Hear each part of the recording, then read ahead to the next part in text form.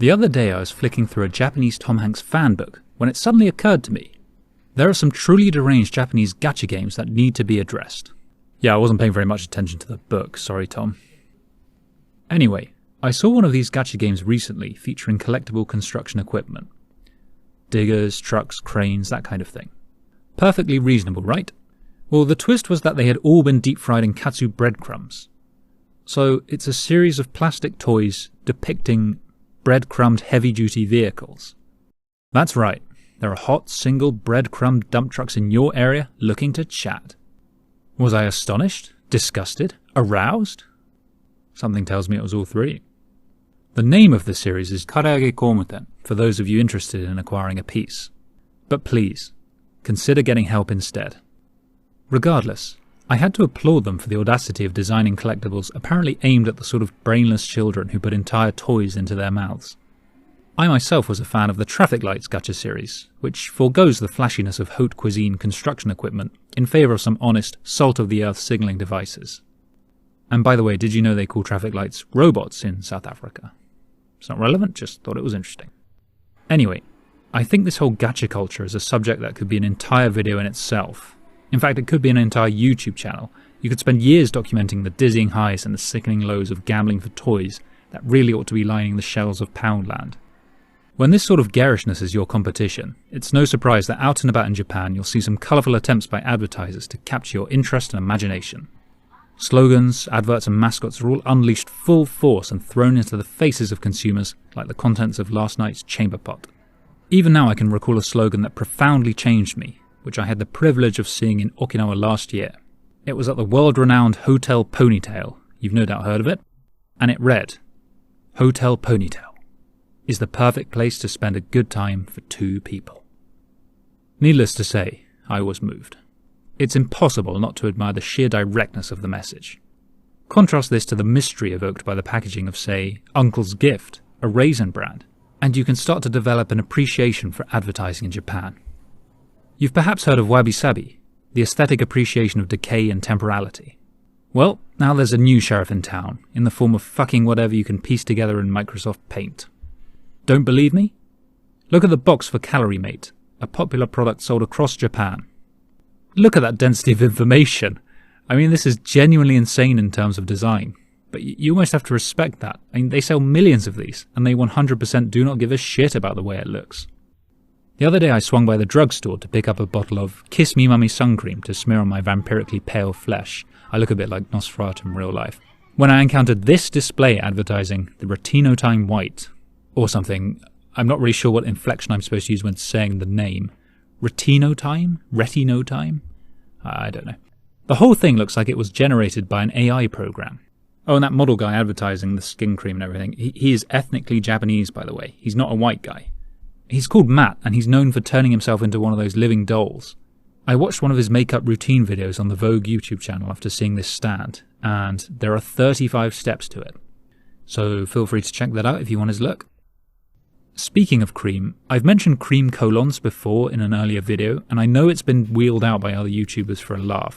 Yes, very amusing. However, if the implication of creaming up your own colon isn't quite overt enough for you, I suggest you look for a pack of cockasses, wash it down with some cow piss, and strap in for the resulting hallucinations. That's probably what happened to the guy who designed the official mascot for the 2025 Osaka Kansai Expo. It is quite simply eldritch, to the point where there has been a wave of criticism and complaints against the poor creature, who I think in no way appears to enjoy its own sentience. This is the sort of thing you create to let everyone know that despair has triumphed over your life. Anyway, the whole mascot situation is also worth a video in itself because the supply of fever dream horrors dreamed up in this country is almost limitless, and the only reason I can withstand even knowing they exist is because I was exposed to Mr Blobby from a young age. So, what do you do when the real world is terrifying and incomprehensible? Well, you either start smearing you-know-what onto the walls, or you log onto the internet. Or both, if you're a Discord moderator. Yes, you cry. The internet's a place of wonder and magic. I'll be safe there. You fool. You poor, handsome fool. The internet is no better. In fact, it may be even worse.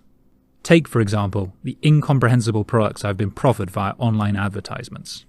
This one is literally just some poo. What's concerning is that it was a sponsored post on my Instagram feed, meaning that the algorithm determined that I am the sort of person who would see this and find it an appealing product and buy it.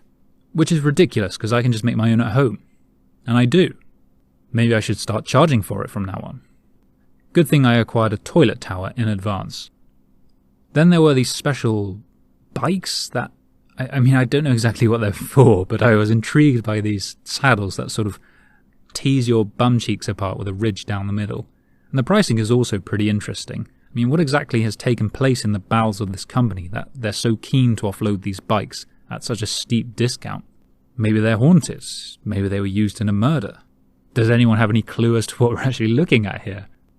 Genuinely, I'd very much like an explanation for what this is. So, after a ride around town on your new bike, gulping down cowpiss and clutching your precious hunk of fecal matter, you're going to need a good hosing down with none other than men's spray, super hard, to keep your ripe stench from offending anyone. For women, I'm not sure what you're expected to use, so maybe just cool off with a cheese ice cream. And along your journey through the city, perhaps you'll encounter some of the utterly bizarre names proudly presented atop buildings and businesses in Kyoto. My favourite of which is Twinkle, an apartment that has presumably been celebrating Pride Month very hard indeed. Or why not pop into Yayoi Brains for a fashionable haircut? You could even complement your new look with a set of smelly jewellery. A company that is presumably in too deep with its branding to change course now, assuming they're even aware that referring to your products as stinking of shit is usually considered a business faux pas. Regarding the English language in Japan, don't be fooled into assuming it's always for the benefit of foreign understanding. Often it's more of an intellectual facade for people to read and think, yes, we live in a modern, multicultural society that stands amidst a linguistic crossroads.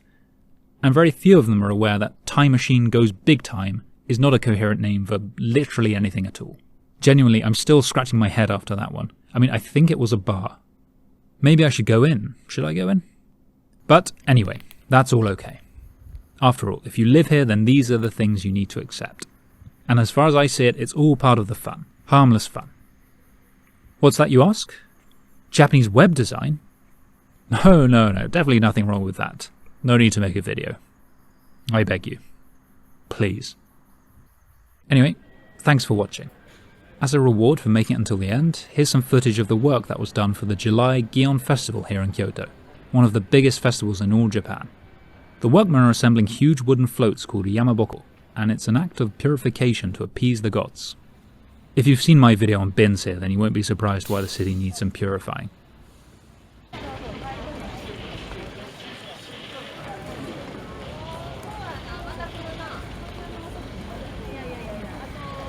Anyway, with that, we're one step closer to me revealing my collection of Japanese plumbing fridge magnets. That's not a joke, I have nearly 40 of them now, and my fridge is running out of space. So please stay tuned. Thank you, good night.